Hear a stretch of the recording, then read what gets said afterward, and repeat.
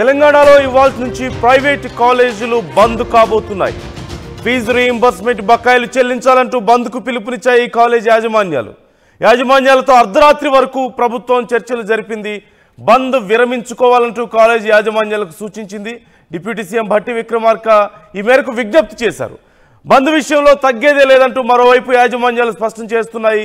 మధ్యాహ్నం 3 గంటలకు ఈరోజు మరొకసారి చర్చలు జరపబోతున్నారు. అయితే ఇరువైపుల నుంచి భిన్న వాదనలు మనం చూస్తున్నాం. నిన్న జరిగినటువంటి చర్చలకు సంబంధించి ఓవైపు ప్రభుత్వం ఏమో కాలేజ్ యాజమాన్యాలు కొంత సానుకూలంగా స్పందించాయని చెప్తున్నాయి. మరోవైపు కాలేజీ యాజమాన్యాలేమో లేదు, ఎట్టి పరిస్థితుల్లోనూ మేము వెనక్కి తగ్గేది లేదు, ఈ చర్చలు ఫలించలేదు అని చెప్తున్నటువంటి పరిస్థితి కనిపిస్తోంది. ఈ నేపథ్యంలో federation of associations of Telangana higher institutions కఠిన నిర్ణయం తీసుకుంది. కాలేజీలు బంద్ చేయాలంటూ నిర్ణయం తీసుకున్నారు. ఇలాగే కొనసాగితే ప్రభుత్వ ప్రతిష్టకు భంగం కలిగే అవకాశం ఉంటుంది, కాబట్టి కొంచెం ఆలోచించండి అని మరోవైపు డిప్యూటీ సీఎం కోరుతున్న పరిస్థితి మనకు కనిపిస్తోంది. ఈ నేపథ్యంలో మున్ముందు పరిణామాలు ఏ విధంగా ఉండబోతున్నాయనేది చర్చ. మరోవైపు విద్యార్థుల భవిష్యత్తు ఏంటి అనే ప్రశ్న ఖచ్చితంగా ఇక్కడ తలెత్తుతుంది. ఎన్నో ఏళ్లుగా తాము ఈ సమస్యను ఎదుర్కొంటున్నప్పటికీ కూడా ప్రభుత్వంతో చర్చలు జరుపుతున్నాం, కానీ ఎలాంటి ప్రయోజనం లేదు అంటూ కాలేజ్ యాజమాన్యాలు చెప్తున్నాయి. మేము ఇలా నెట్టుకు రాలేకపోతున్నాం, ఇక మా దగ్గర కూడా ఫండ్స్ ఉండాలి కదా, మేము మెయింటెనెన్స్ చూసుకోవాలి, శాలరీస్ ఇచ్చుకోవాలి, మిగతా ఖర్చులన్నీ ఉంటాయి కదా, మేము ఎంతని భరించగలుగుతాం, మేము అప్పులు చేసి మరి ఇప్పటికే మెయింటైన్ చేయాల్సిన పరిస్థితి వస్తుంది, ప్రభుత్వం మాత్రం వెనక్కి తగ్గడం లేదు అంటున్నారు. అలాగే 1,00,000 కోట్లు మీరు సపరేట్గా పెట్టుకోవచ్చు కదా, దాని మీద వచ్చే వడ్డీతో నడిపించుకోవచ్చు, 7% వడ్డీ వస్తుంది కదా మీకు, దాంతో నడిపించుకోవచ్చు కదా అని చెప్పేసి కూడా సజెషన్ ఇస్తున్నటువంటి పరిస్థితి మనకు కనిపిస్తుంది. ఒకసారి ఈ చర్చల నేపథ్యంలో భట్టి విక్రమార్క ఏమన్నారో చూద్దాం. కళాశాల యాజమాన్యం సుదీర్ఘంగా అందరం కలిసి దాదాపు ఒక 4 గంటల సేపు సుదీర్ఘంగా చర్చలు జరిగాయి. ఈ చర్చలన్నీ సానుకూలంగా కొనసాగాయి. ప్రైవేట్ కళాశాల యాజమాన్యాల సమస్యలను కూడా అర్థం చేసుకున్నాం. సాయంత్రం కల్లా ప్రభుత్వ పరంగా ఒక ప్రకటన చేస్తామని చెప్పాం. అప్పటి వరకు సమ్మెను విరమించమని కోరాం. వారు కూడా సానుకూలంగా స్పందించారు. ధన్యవాదాలు. ఈ భిన్నాభిప్రాయాల నేపథ్యంలో మున్ముందు కాలేజ్ యాజమాన్యాలు మాత్రం ఖచ్చితంగా మేము తగ్గేదే లేదు అంటున్నారు. డీటెయిల్స్ తెలుసుకుందాం. మధు జాయిన్ అవుతున్నారు.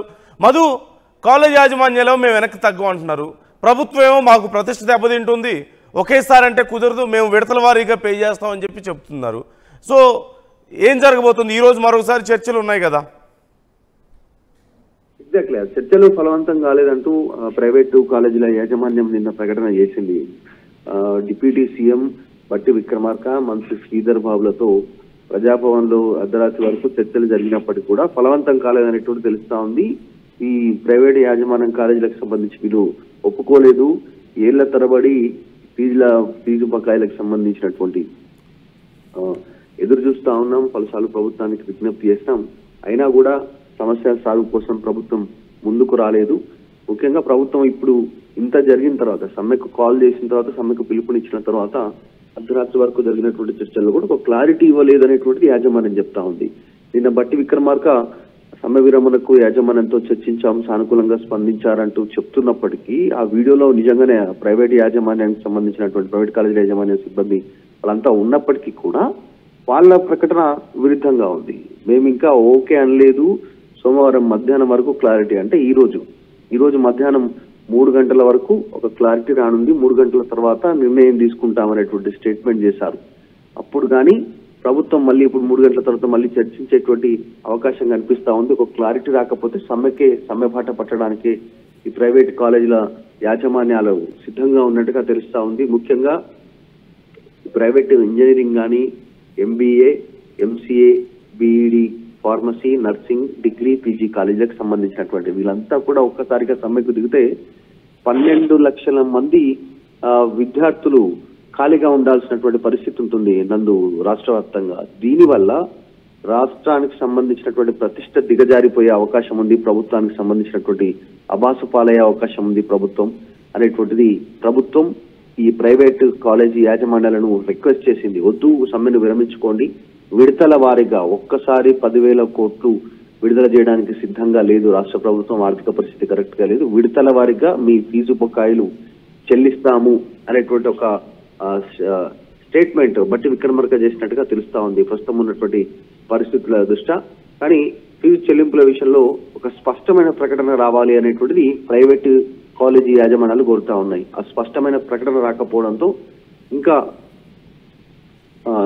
ఇద్దరి మధ్య మళ్ళీ చర్చలు జరిగే అవకాశం ఉంది. ప్రభుత్వము అలాగే ఇటు ప్రైవేటు యాజమాన్యాలు సమస్యలను అర్థం చేసుకున్నామంటూ ప్రభుత్వం చెప్తున్నా చాలు కోసం ముందుకు రావట్లేదు రాష్ట్ర ప్రభుత్వం అనేటువంటిది ఈ ప్రైవేట్ కాలేజీ యాజమాన్యం చెప్తా ఉంది. దానికి సంబంధించే కాస్త ప్రతిష్టంభన కొనసాగుతుంది, కన్ఫ్యూజన్ ఉంది. మరి ఈ రోజు బంద్ ఉదయం నుంచి ప్రారంభం అయినట్టేనా, లేదంటే మధ్యాహ్నం 3 గంటల వరకు వేచి చూసి ప్రభుత్వంతో చర్చల అనంతరం మరొక ప్రకటన రానుందా అనేటువంటిది మధ్యాహ్నం తర్వాత క్లారిటీ వచ్చే అవకాశం ఉంది. Right. Thank you Madhu, thanks for the details. మొత్తం మీద ప్రభుత్వం రకరకాలుగా ప్రయత్నాలు చేస్తుంది. ఫీజు రీయింబర్స్మెంట్ అనేది అటు ఆంధ్రప్రదేశ్లోను తెలంగాణలోను 2 రాష్ట్రాల్లో కూడా ప్రభుత్వాలకి ఒక పెద్ద బర్డన్గా మారింది అంటూ ప్రభుత్వాలు అంటున్నాయి. ఈ నేపథ్యంలో ఇప్పుడు ఈ 1,700 కోట్ల రూపాయల విడుదలకు సంబంధించి పెద్ద చర్చ జరుగుతుంది. ఇప్పుడున్న పరిస్థితుల్లో ఒకేసారి మేము రిలీజ్ చేయలేము, విడతల వారీగా చేస్తాం అంటున్నారు. కాలేజ్ యాజమాన్యంలో ఇప్పటికే మా మీద బర్డన్ ఉంది, ఒకేసారి చేయండి అంటున్నారు. మరోవైపు తెలంగాణ ప్రభుత్వం గతంలో ఒక ఆలోచన కూడా చేసింది. ఏమని? ఈ ఫీజు రీయింబర్స్మెంట్ బర్డన్ తగ్గించుకునే ఆలోచనలో భాగంగా అటెండెన్స్ కంపల్సరీగా మినిమం 50% మెయింటైన్ చేయాలి, అలాగే 50% సబ్జెక్ట్స్ ఖచ్చితంగా పాస్ అవ్వాలి ఉన్న సబ్జెక్ట్స్లో, అలాగే 75% అటెండెన్స్ మెయింటైన్ చేయాలి. మెయిన్ సబ్జెక్ట్స్లో 60% అంటే 60% మార్క్స్ ఖచ్చితంగా వచ్చి ఉండాలి. అలాంటి వాళ్ళకే మేము రీయింబర్స్మెంట్ ఇస్తామంటూ కూడా గతంలో ఒక ప్రపోజల్ తీసుకొచ్చిన విషయం మనకు తెలిసిందే. దీనివల్ల మొత్తం 12.50 అంటే 12.5 లక్షల మంది ప్రతి సంవత్సరం కూడా ఫీజు రీయింబర్స్మెంట్ పొందుతున్నారు ఒక టర్మ్లో.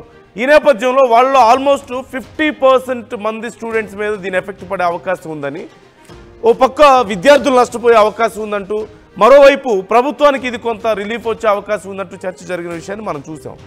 సో అపార్ట్ ఫ్రమ్ ఇలాంటి ప్రయత్నాలతో పాటుగా అసలు ఉన్న కొద్దిపాటి ఫీజు రీయింబర్స్మెంట్ కూడా చెల్లించకపోవడం అనేది ఇప్పుడు ప్రభుత్వానికి పెద్ద సమస్యగా మారింది. అయితే ఇప్పుడున్న పరిస్థితుల్లో ఇది మాకు పెద్ద బర్డనే, మిగతా సంక్షేమ పథకాలకు కొన్ని వేల కోట్లు ఖర్చు పెడుతున్నప్పుడు ఈ మాత్రం ఎందుకు విద్యార్థుల కోసం మీరు ఖర్చు పెట్టలేరు అనేది ఇక్కడ ప్రధానంగా వస్తున్నటువంటి మాట. 1,700 కోట్లు మీరు ఇవ్వలేరా అనేటువంటి మాట ఇటు ప్రతిపక్షాల నుంచి వస్తుంది. కానీ ఇప్పుడున్న పరిస్థితుల్లో ఇది కష్టమైన పరిణామమే అంటూ చెప్తున్నటువంటి పరిస్థితి కనిపిస్తుంది ప్రభుత్వం నుంచి. యాజమాన్యాలు మరోవైపు federation of associations of Telangana higher institutions ఏమో ఖచ్చితంగా మేము వెనక్కి తగ్గే పరిస్థితి లేదు అని చెప్తున్న పరిస్థితి కనిపిస్తోంది. మున్ముందు పూర్తిగా మేము మూసివేయబోతున్నాం ఈ డిగ్రీ విద్యార్థులకు కానీ, పీజీ విద్యార్థులకు కానీ, లేదంటే అలాగే బీటెక్ విద్యార్థులు అందరూ కూడా ఇళ్ళ దగ్గర కూర్చోవాల్సినటువంటి పరిస్థితి మనకు కనిపించే అవకాశం ఉంది. ఈ నేపథ్యంలో రకరకాలుగా దీనికి సంబంధించి చర్చ జరుగుతుంది. సబితా ఇంద్రారెడ్డి కామెంట్ చేసిన ఒక ట్వీట్ చేశారు, మనం చూడవచ్చు. విద్యార్థుల జీవితాలతో చెలగాటమా అంటూ రేవంత్ రెడ్డి గారిని ట్యాగ్ చేశారు. అందులో రేవంత్ రెడ్డి అనుమూల అంటూ ఒక ట్వీట్ చేయడాన్ని మనం చూడొచ్చు. ఫీజు రీయింబర్స్మెంట్ నిధులు కేటాయిస్తారా లేదా? ఒకవైపు డబ్బులు లేవంటూ ఉస్మానియా విశ్వవిద్యాలయానికి వెళ్ళి ఎన్ని నిధులు కావాలో చెప్పండి అన్న సీఎం గారు ఆ నిధులతో పాటు ఇప్పటి వరకు బకాయి పడ్డ 10,000 కోట్ల ఫీజు రీయింబర్స్మెంట్ బకాయిలు వెంటనే విడుదల చేయండి. ఈ నెల 15 నుంచి వృత్తి విద్యా కళాశాలలు, 16 నుంచి డిగ్రీ ఫీజు కళాశాలలు బంద్ చేస్తామన్న స్పందించట్లేదు ప్రభుత్వం. ఇంటర్ కళాశాలల పరిస్థితి కూడా అంతే. ఫీజు రీయింబర్స్మెంట్ నిధులు రాక ప్రైవేట్ కళాశాలలో ఉద్యోగులకు జీతాలు చెల్లించలేక, అద్దె ఇతర ఖర్చులకు నిధులు లేక మూతపడే స్థాయికి వచ్చాయి. హాజరు శాతం, ఉత్తీర్ణత అంటూ కొర్రీలు పెడుతూ పేద మధ్యతరగతి విద్యార్థులు చదువుకు దూరం చేసే ప్రయత్నం చేస్తున్నారు అంటూ కూడా చెప్తున్నారు. కాంగ్రెస్ ప్రభుత్వం నిర్లక్ష్యం కారణంగా ఇలాంటి పరిస్థితి దాపురించింది అనే పరిస్థితి మనకు కనిపిస్తోంది. కాంగ్రెస్ ప్రభుత్వ నిర్లక్ష్యం కారణంగా రాష్ట్ర వ్యాప్తంగా degree, PG, pharmacy, BEd, MBA, MCA, engineering విద్యా సంస్థలు మూతపడే పరిస్థితి వచ్చింది. దాదాపుగా 20 లక్షల మంది విద్యార్థుల భవిష్యత్తు ఇప్పుడు అగమ్య గోచరంగా మారుతోంది. సెమిస్టర్ పరీక్షలు కూడా వాయిదా వేసే పరిస్థితి వస్తుంటే విద్యాశాఖ మంత్రిగా ఉన్న ముఖ్యమంత్రి గారు ఏం చేస్తున్నారు అంటూ ప్రశ్నిస్తున్నటువంటి పరిస్థితి. చాలా ఒక పెద్ద ట్వీట్ రాసుకొచ్చారు ప్రభుత్వాన్ని ప్రశ్నిస్తూ. చాలా కళాశాలల్లో ఫీజు బకాయిలు ఉన్నందున యాజమాన్యాలు విద్యార్థులకు సర్టిఫికేట్స్ ఇవ్వడం లేదు, కొంతమంది డబ్బులు కట్టి తీసుకుంటున్నారు అంటూ కూడా చెప్తున్నారు. అవును, ఈ సమస్య కూడా ఉంది. చాలా కళాశాలల్లో విద్యార్థులు పాస్ అవుట్ అయి బయటకు వెళ్లే సమయంలో కూడా అప్పటికి ప్రభుత్వం నుంచి రావాల్సినటువంటి రీయింబర్స్మెంట్ రాక విద్యార్థులకు సర్టిఫికెట్లు ఇస్తే ఇక విద్యార్థుల మీద మేము హోల్డ్ కోల్పోతామన్నటువంటి భయంతో చాలా కాలేజీలు విద్యార్థులకు సర్టిఫికెట్స్ ఇవ్వడానికి వెనకాడుతున్నాయి. గతంలో కూడా ఈ సమస్య వచ్చింది. గతంలో కూడా కాలేజ్ యాజమాన్యాలు ఆందోళన చేశాయి. విద్యార్థులు ప్రభుత్వాన్ని అడిగారు, మాకు సర్టిఫికెట్లు ఇవ్వడం లేదు, లేదంటే కాలేజ్ యాజమాన్యాలు మమ్మల్ని ఇబ్బంది పెడుతున్నాయని చెప్పినటువంటి సందర్భాలు కూడా ఉన్నాయి. మరి ప్రభుత్వం ఈ విషయంలో అప్పుడు చెప్పింది, మీరు సర్టిఫికెట్స్ ఇవ్వండి, మేము డబ్బులు ఇచ్చేస్తామని గతంలో ప్రభుత్వాలు కూడా గతంలో చెప్పాయి. కానీ కాలేజ్ యాజమాన్యాల భయాన్ని మనం తప్పుగా ఎలా అర్థం చేసుకోగలం? ఈ విషయంలో వాళ్ళ భయం వాళ్ళకు ఉంటుంది కదా. విద్యార్థులకు సర్టిఫికెట్లు ఇచ్చేసి వాళ్ళు పాస్ అవుట్ అయ్యి బయటకు వెళ్ళిన తర్వాత ప్రభుత్వాలు డబ్బులు ఇవ్వకపోతే ఎవరిని అడగగలుగుతారు? ఎవరి మీద వీళ్ళు ఒత్తిడి తీసుకురాగలుగుతారు యాజమాన్యాలు అనేది? విద్యార్థుల యొక్క మద్దతు లేకపోతే, విద్యార్థుల మీద కూడా ఒత్తిడి లేకపోతే యాజమాన్యాల మాట ప్రభుత్వాలు వింటాయా? రేపు యాజమాన్యాలు భయపెట్టే పరిస్థితి వస్తే ఏంటి అని రకరకాలైనటువంటి అభిప్రాయాలు ఉన్నాయి. ఈ నేపథ్యంలో విద్యార్థులు సర్టిఫికెట్లు ఆపుతున్నటువంటి పరిస్థితి. అలాగే ఇంకా చేసినటువంటి కామెంట్ మనం ఒకసారి చూస్తే, రాష్ట్రానికి ₹1 ఆదాయం రాని కరోనా సమయంలో కూడా విద్యార్థులకు సంబంధించిన నిధులు ఆపలేదు. గతంలో కేసీఆర్ గారి మీద కోపంతో గురుకులాలను నిర్వీర్యం చేస్తున్నారు. సరైన తిండి వస్తువులు లేక విద్యార్థులు అష్టకష్టాలు పడుతున్నారు. కాంగ్రెస్ పాలనలో పెద్ద ఎత్తున మూతపడుతున్న కళాశాలలు ఉన్నాయి. వేల కోట్ల కొత్త ప్రాజెక్టులు ప్రకటిస్తూనే ఉపాధ్యాయుల, ఉద్యోగుల, టీడీఏలకు డబ్బులు లేవంటున్నారు. ఇది ఎక్కడి న్యాయం సీఎం గారు అంటూ ప్రశ్నిస్తున్నారు. పేద మధ్యతరగతి విద్యార్థులు విదేశీ విద్యను సహకారం చేసే ఓవర్సీస్ స్కాలర్షిప్ నిధులు వెంటనే విడుదల చేయండి. ఇప్పటికైనా ఎస్సీ, ఎస్టీ, బీసీ, మైనార్టీ, ఆర్థికంగా వెనుకబడిన విద్యార్థుల సమస్యలు పరిష్కరించండి ముఖ్యమంత్రి గారు అంటూ ప్రశ్నిస్తున్నటువంటి పరిస్థితి కనిపిస్తోంది. ప్రతిపక్షాల నుంచి ఈ విషయంలో ఖచ్చితంగా విద్యార్థులకు న్యాయం చేయాలి అంటూ పెద్ద ఎత్తున ప్రతిపక్షాలు సైతం ఇప్పుడు ఉద్యమించే అవకాశం కనిపిస్తోంది. కాలేజ్ యాజమాన్యాలు మాత్రం మేము ఎట్టి పరిస్థితుల్లో వెనక్కి తగ్గే ప్రసక్తే లేదు అంటున్నాయి. Federation of association of Telangana higher institute దీనికి సంబంధించి కీలక నిర్ణయం తీసుకున్నటువంటి పరిస్థితి మనకు కనిపిస్తోంది. మరి ప్రభుత్వం ఈ విషయాన్ని ఎలా డీల్ చేయబోతోంది అనేదే చాలా ముఖ్యమైనటువంటి అంశంగా మారింది.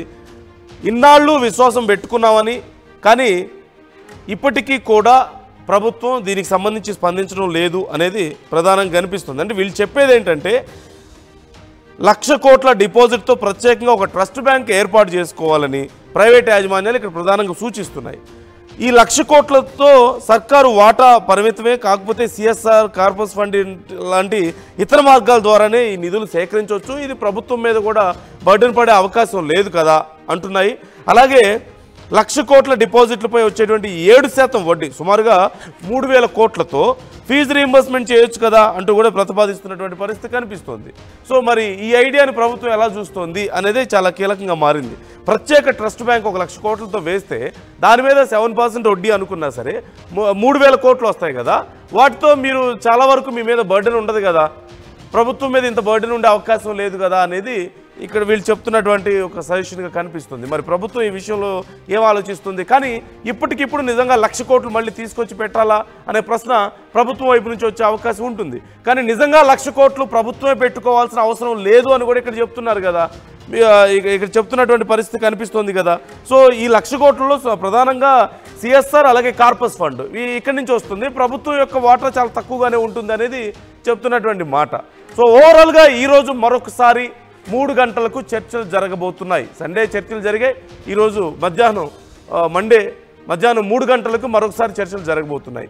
ఈ చర్చల తర్వాత ఎలాంటి పరిణామాలు ఉండబోతున్నాయి? ఇప్పటికైతే ఓవైపు ప్రభుత్వం నుంచి కొంత సానుకూలత వచ్చింది యాజమాన్యాల నుంచి అని చెప్తున్నప్పటికీ కూడా యాజమాన్యాలు మాత్రం ఎలాంటి సానుకూలత లేదు, మా వైపు నుంచి చర్చలు విఫలమయ్యాయని చెప్తున్నారు.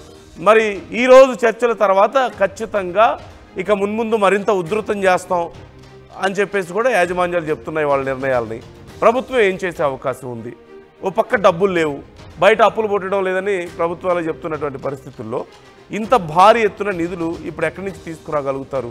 అడ్జస్ట్ చేయలేరా అంటే ఖచ్చితంగా చేయగలుగుతారు. ప్రతిపక్షాలు చెప్పేది ఏంటంటే, గతం ప్రభుత్వం చేయగలిగినప్పుడు మీరెందుకు చేయలేరు, కేసీఆర్ గారు చేసినప్పుడు మీరెందుకు చేయలేరు అంటూ ప్రశ్నిస్తున్నటువంటి పరిస్థితి మనం చూస్తూనే ఉన్నాం. సో ఈ నేపథ్యంలో ఏం చేయబోతున్నారు? ఈ జరుగుతున్నటువంటి పరిణామాల మీద మీ అభిప్రాయం ఎలా ఉంది? కాలేజ్ యాజమాన్యాలు తీసుకున్నటువంటి నిర్ణయం సమంజసంగా మీరు భావిస్తున్నారా? ప్రభుత్వాలు నిజంగా ఈ స్టూడెంట్స్ కోసం ఏమి చేయడం లేదని మీరు అనుకుంటున్నారా, లేకపోతే ఫీజు రీయింబర్స్మెంట్ చెయ్యలేని పరిస్థితుల్లో ప్రభుత్వం ఉంది అని మీరు అర్థం చేసుకుంటున్నారా? మీరు ఎలా అర్థం చేసుకుంటున్నారు ఈ విషయాన్ని? మీ అభిప్రాయాలు కూడా మాతో పంచుకోండి, కామెంట్ చేయండి.